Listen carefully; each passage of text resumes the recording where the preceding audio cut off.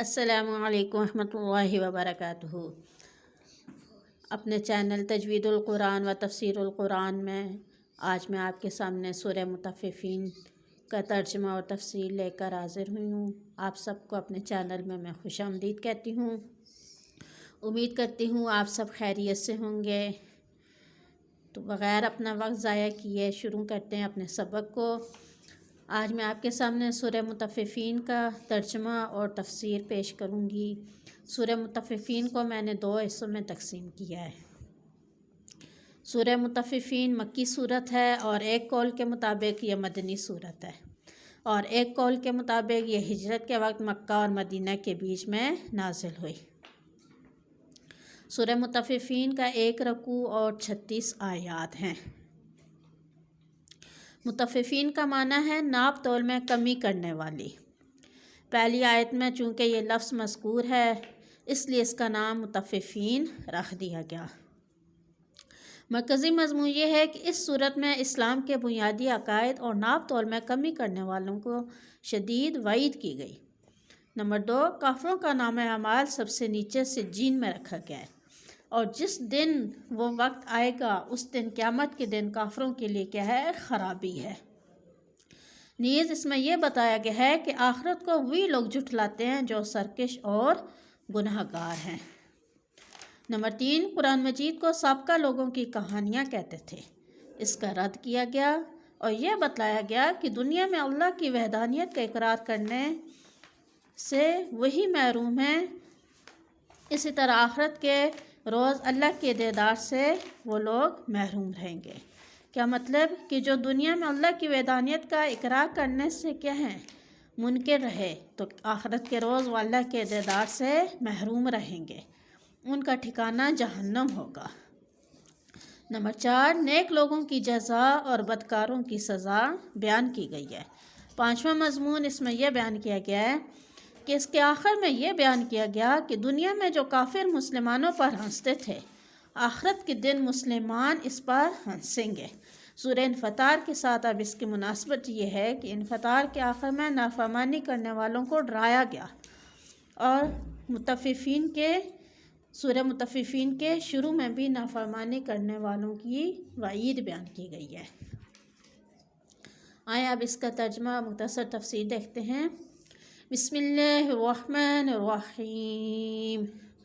वैलुल लिलमुतफ़्फ़िफ़ीन, वैलुल लिलमुतफ़्फ़िफ़ीन। वैलुन खराबी है, लिलमुतफ़्फ़िफ़ीन नाप तोल में कमी करने वालों के लिए।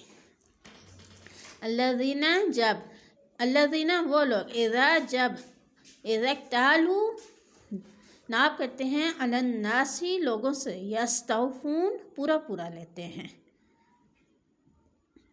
व इज़ा कालूहुम और जब वज़न करके देते हैं, अब वज़नुहुम या वज़न करके देते हैं, युख़सिरून वो घटा कर देते हैं, कम कर कर देते हैं। व इज़ा कालूहुम और जब माप कर दें, अब वज़नुहुम या वज़न करके दें, युख़सिरून वो लोग घटा कर देते हैं। व इज़ा कालूहुम जब माप करके दें, अब वज़नुहुम या घटा कर दें, युख़सिरून या वज़न करके दें, युख़सिरून वो घटा कर देते हैं। अला यज़ुन्नु क्या नहीं वो गुमान करते, उलाइका वही लोग, अन्नहुम कि वो लोग, मबऊसून दोबारा ज़िंदा किए जाएंगे, लियौमिन दिन के, अज़ीमिन एक बड़े दिन के लिए।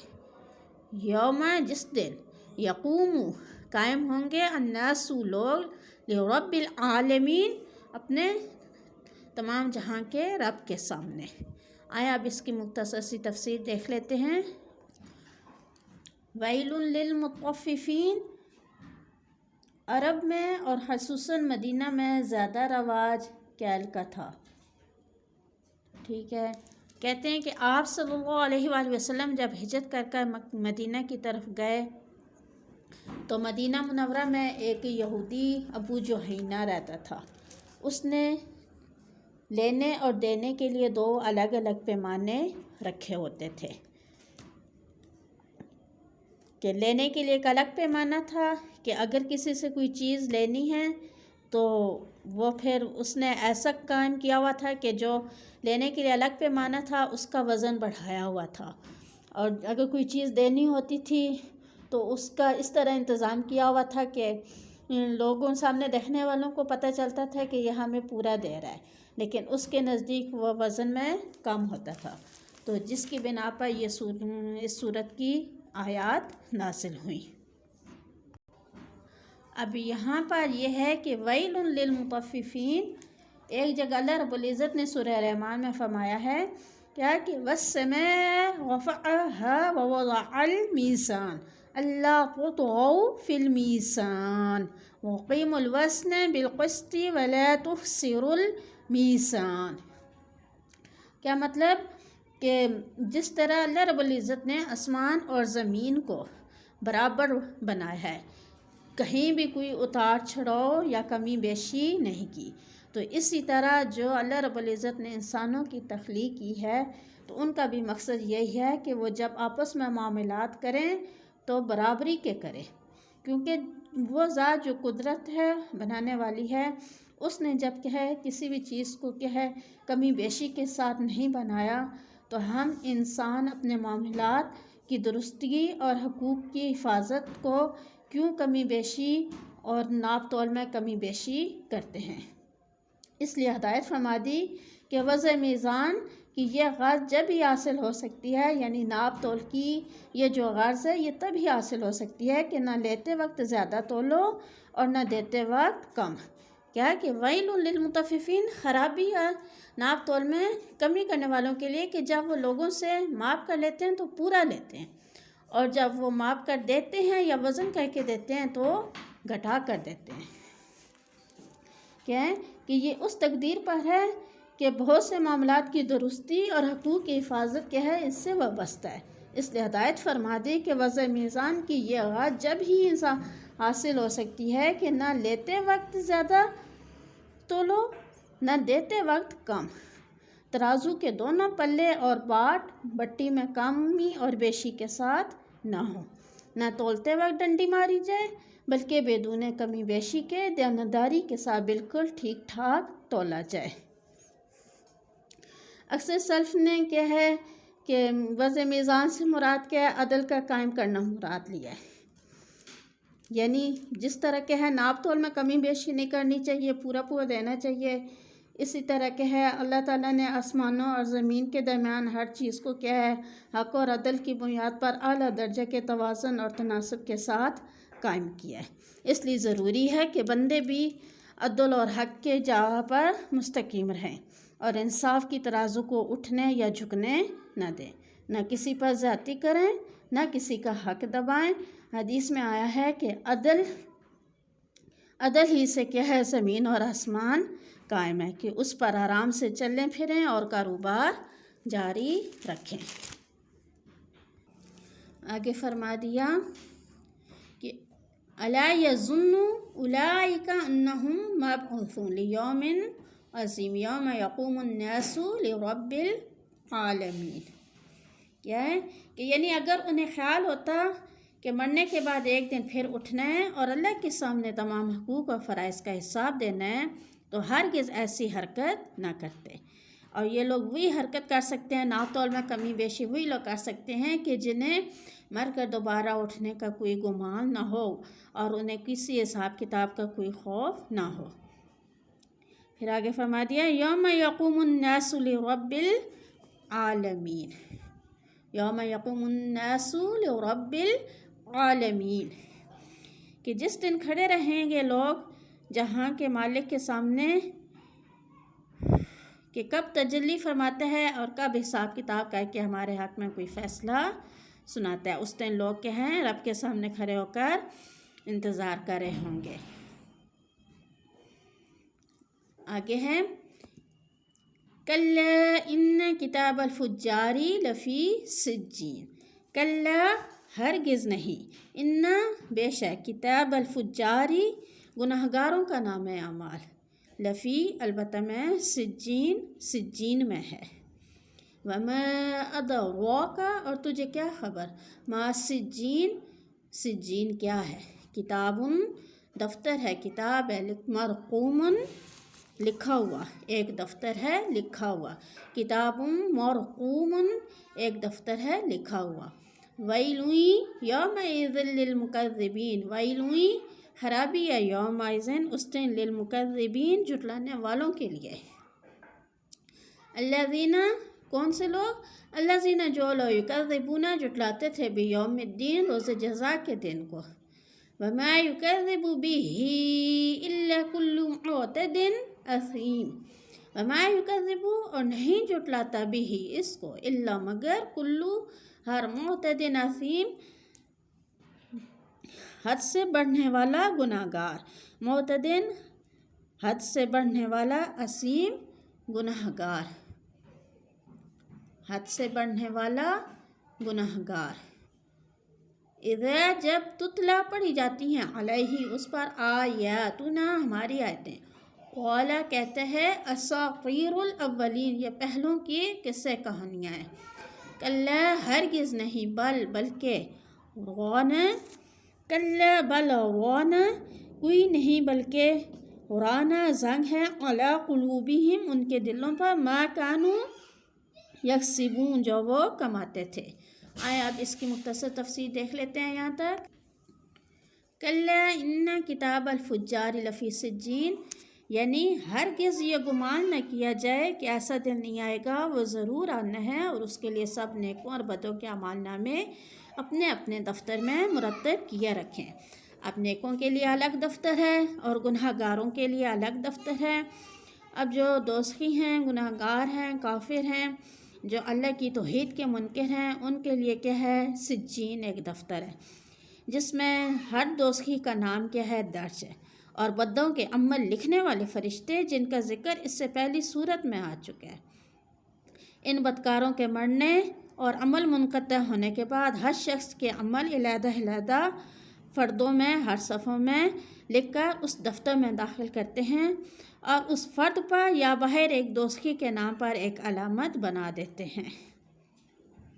اب جیسے اکثر دیکھا جائے، یہ جو گناہ گار جب قید خانوں میں قید کیے جاتے ہیں تو ان کے لیے جو مطلب فائل وغیرہ بنتی ہے، اس فائل پہ ایک الگ سی پرچی بنا کر لکھ دیتے ہیں پہچان کے طور پر، ساتھ میں ایک پہچان لگا دیتے ہیں تاکہ پہچان رہے، آسانی رہے ڈھونڈنے میں۔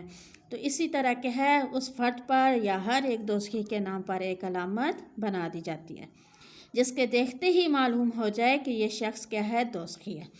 اب ظاہر ہے جب کیا ہے وہ فائلیں پیش کی جائیں گی نیکوں کے لیے بھی اور گناہ گاروں کے لیے بھی، تو ان کی پہچان کیا ہے؟ یہ ہوگی کہ وہ سجین کی طرح ایک نام اعمال ہوگا، دفتر ہوگا کہ جس میں ان کے اعمال لکھے جائیں گے، اور باہر پہچان لگا دی جائے گی جس سے یہ پہچان ہو جائے کہ یہ لوگ کیا ہیں؟ دوزخی ہیں۔ اب بعض روایت سے یہ بھی معلوم ہوتا ہے کہ کفار کی ارواح بھی اسی مقام میں رکھی جاتی ہیں۔ حضرت شاہ صاحب لکھتے ہیں کہ ان کے نام وہاں داخل ہوتے ہیں، مر کر یہ لوگ وہیں پہنچیں گے۔ اب بعض سلف نے یہ کہا ہے کہ یہ جو سجین کا دفتر ہے یہ مقام 7ویں زمین کے نیچے ہے، واللہ تعالی اعلم۔ پھر آگے فرما دیا کیا کہ ویل یومئذ للمکذبین الذین یکذبون بیوم الدین،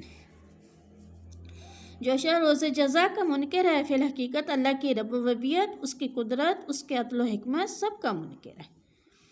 اب ظاہر ہے جو اللہ کی ذات کا منکر ہوگا وہ حقیقت کیا ہے؟ جو روز جزا کا منکر ہے وہ در حقیقت کس کا منکر ہے؟ اللہ تعالیٰ کی ربوبیت، اس کی قدرت، اس کے عدل و حکمت سب کا منکر ہے۔ اور جو ان چیزوں کا منکر ہو وہ جس قدر گناہوں پر دلیر ہو وہ اس کے لیے کیا ہے؟ اتنا ہی تھوڑا ہے۔ یعنی قرآن اور نصیحت کی باتیں سن کر کیا کہتے ہیں کہ ایسی باتیں لوگ پہلے بھی کرتے آئے ہیں، یہ تو وہی پرانی کہانیاں اور فرسودہ افسانے ہیں، انہوں نے نقل کر دی ہے، بھلا ہم ان نقلوں اور کہانیوں سے ڈرنے والے کہاں ہیں؟ ما یکذب بہ الا کل معتد اثیم اذا تتلی علیہ آیاتنا قال اساطیر الاولین، یعنی قرآن اور نصیحت کی باتیں سن کر کہتے ہیں کہ ایسی باتیں لوگ پہلے بھی کرتے آئے ہیں، وہی پرانی کہانیاں اور فرسودہ افسانے انہوں نے نقل کر دیے، بھلا ہم ان نقلوں اور کہانیوں سے ڈرنے والے کہاں ہیں؟ یعنی ہماری آیتوں میں کچھ شک و شبہ کا موقع نہیں۔ اصل یہ ہے کہ گناہوں کی کثرت اور مذلت کی وجہ سے ان کے دلوں پر زنگ چڑھ گئے ہیں، اس لیے حقائق کا کیا ہے ان کو ادراک نہیں ہوتا۔ حدیث میں آتا ہے کہ فرمایا کہ جب بندہ کوئی گناہ کرتا ہے ایک سیاہ نقطہ اس کے دل پر لگ جاتا ہے، اگر توبہ کر لی تو مٹ گیا، ورنہ جوں جوں گناہ کرتا جائے گا وہ نقطہ بڑھتا اور پھیلتا رہے گا، یہاں تک کہ وہ دل بالکل کالا سیاہ ہو جائے گا، حتیٰ کہ اس سیاہ دل کی وجہ سے حق اور باطل کی تمیز باقی نہ رہے گی۔ یہی حال ان مکذبین کا سمجھو کہ شرارتیں کرتے کرتے ان کے دل بالکل مسخ ہو چکے ہیں، اس لیے وہ لوگ کہیں آیات اللہ کا مذاق اڑاتے ہیں۔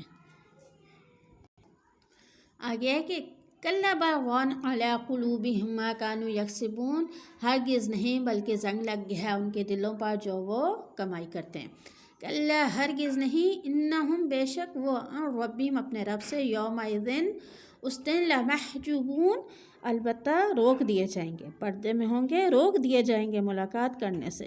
جس طرح دو انسانوں کے درمیان میں کوئی چادر ڈال دی جائے تو وہ کیا ہے ایک دوسرے سے بات نہیں کر سکتے، تو یہی حال ہے کہ جو گناہ گار ہوں گے وہ اپنے رب سے اس دن روک دیے جائیں گے۔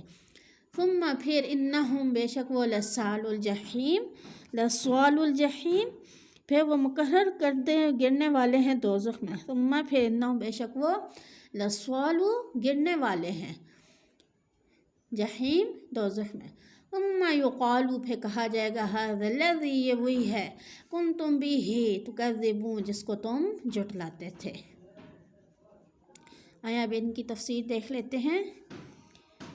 یعنی اس انکار و تکذیب کے انجام سے بھی فکر نہ ہو، وہ وقت ضرور آنے والا ہے جب مومنین حق و سبحانہ تعالیٰ کے دیدار کی دولت سے مشرف ہوں گے اور یہ بدبخت محروم رکھے جائیں گے۔